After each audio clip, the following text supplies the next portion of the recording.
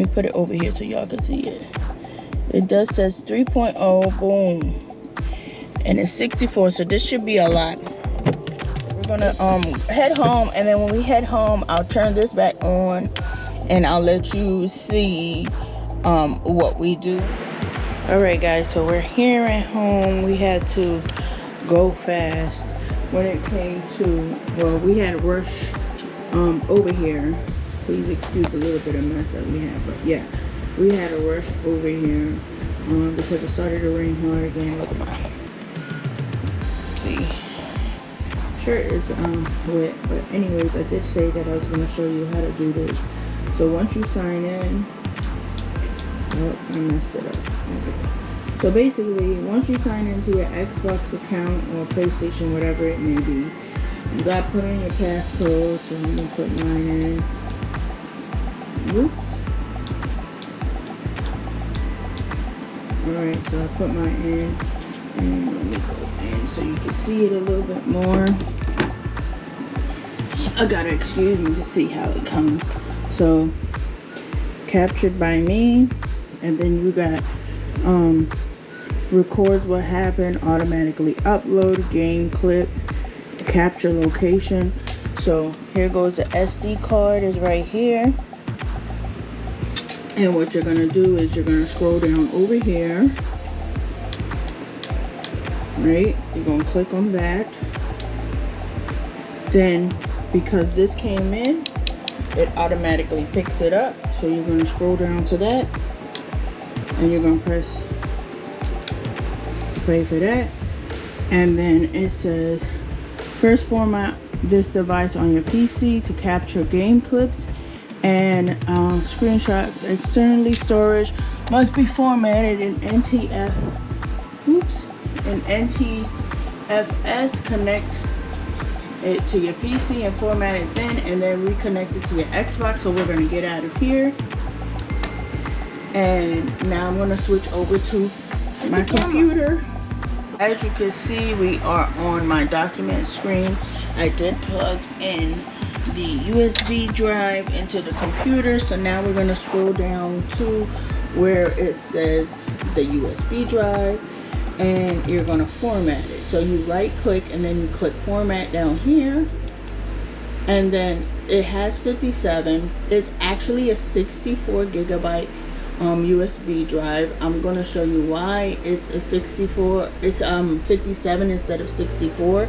So if you click into it, you'll see that it has like the manuals, like the user manuals and the access, you know, the basic application settings, right? So that's why it took away from it. So instead of it being 64 gigabytes, it's 57 gigabytes, which is okay because we're not going to really pile it up with a whole bunch of information. So again, you right click and then you scroll down to format, and then this is where it's going to stay at. And then the EFAT, if you can see, it's not supposed to be EFAT because on the last recording it said it has to be NTFS, I believe it was. So you change this to NTFS, right? And then here goes the bytes. You just leave that alone, I believe it is. And then you do the quick formatting on it.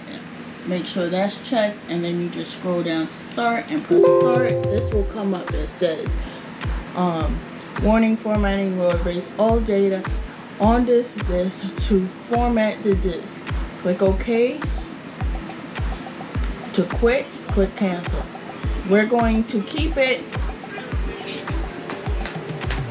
We're going to keep it and say OK, because we just want this so we can do screenplays. So we press OK. You can see Matthew behind there. So then it says the formatting is complete.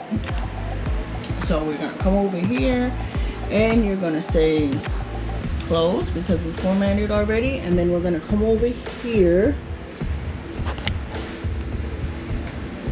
We're going to come over here, this little arrow, and eject it the proper way because we don't want it, you see, we don't want it to mess up. Let me show you again. You come over here to this arrow. Let me show you again. So we come over here to this arrow right here, right? You click on that, and you're gonna go up to the USB portal. You click on that, and then it'll say open device and printers or eject scan disk 3.2 generation 1. And this is the one we want to eject, so we eject this one. That's ejected now. Then we're going to pull this out, and then we're going to put it over here. And we're going to switch the TV. That's in. So now we're going to switch the TV over back to the Xbox screen. Alright, so we're back on the Xbox screen, and we're back over here. So the first one says allow game captures by me, and then record what happens. We're going to click on it just for humor. It says record what happens within 15 seconds, 30 seconds, 45 seconds, 1 minute, and 2 minutes. I'm going to say 15 seconds. So as soon as he starts, it just starts recording. Automatically upload. I'm going to say automatically upload. Captures by me, because that's all we want. Not by game. Only the ones that he wants to capture. So captures by me. And then the resolution is right now at 1080 standard, right? It says 2-minute max, or the 720 pixelated 5 minutes max. So we want the 1080 for better views. So we're going to click on the 1080. Then we're going to switch to the storage location. Right now it's at the internal storage. You don't want internal storage because that goes onto this system at hand. You don't want it to go into the system. You want it to go onto the USB drive. So you're going to change it now. Since we formatted it, it should automatically show up, and it does. So as you can see, it comes up as USB scan disk 3.2 generation 1, right? We're going to scroll down to that. We're going to select that. All right, now it says this lets you capture longer clips and edits on your PC. Depending on the size of your storage device, game clips can be up to 60 minutes long. Connect this storage to your PC to view and edit captures there. Clips and screenshots captures on external storage can be viewed. Oh, that's Amina. Can be viewed on this Xbox console, but you can't share them on Xbox Network.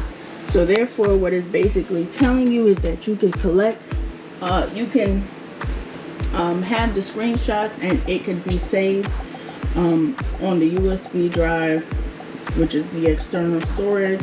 But because it's an external storage, you can't share it to the Xbox Network. But that's okay, because that's not the main purpose of why we're trying to do that. So you're going to select confirm. Okay, everything is set up. Now you're going to go back to home, and everything should be set up. So now, Matt, I'm going to give the camera to Matthew. All right, guys, so now that's set up. We're going to set up the keyboard and the mouse. Now it says that he needs a gaming keyboard, but we're going to try and see if we could just use it with this regular keyboard, because basically a gaming keyboard, in my opinion, is just a fancy keyboard that's lit up.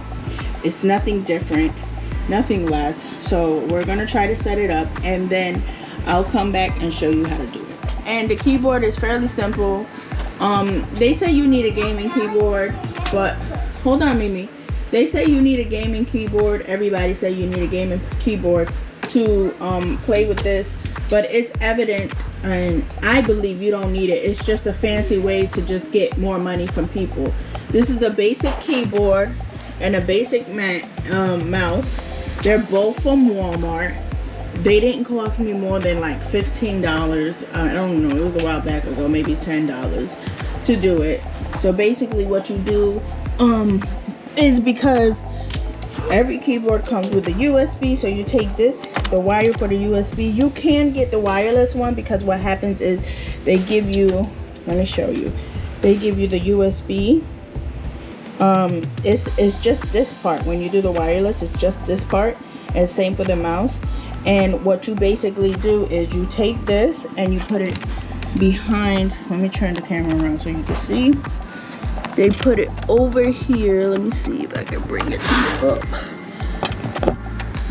There you go. So you take this part and you put it right here.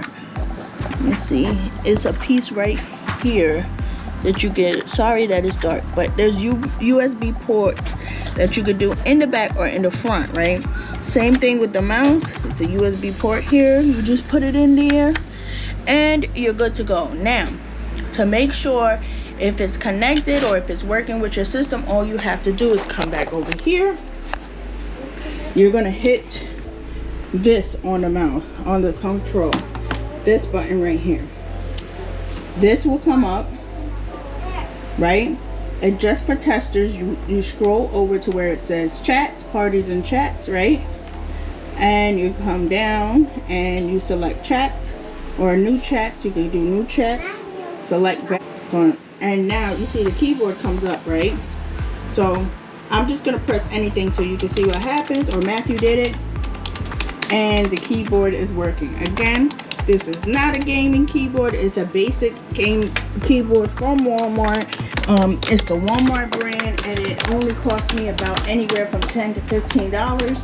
So you don't need it. You basically really don't need it. And check it out, y'all. He's super excited after I did it.